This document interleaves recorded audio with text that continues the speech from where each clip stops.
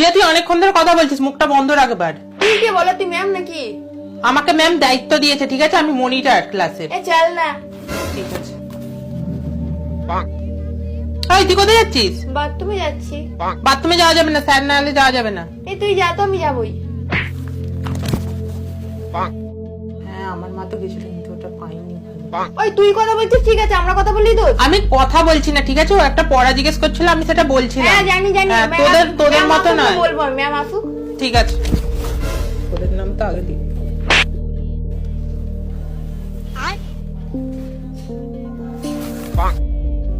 Good morning ma'am.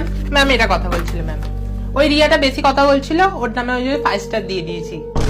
আর ma'am ওই পেছনে ছেলে মেয়ে দুটো বসে হাত ধরে চুমু খাচ্ছিল।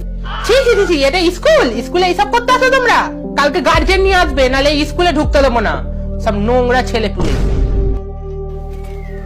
তোরা এখানে কি করছিস? তোর ক্লাসে বেশি দাদাগিরি না, দাদা দেখাচ্ছে।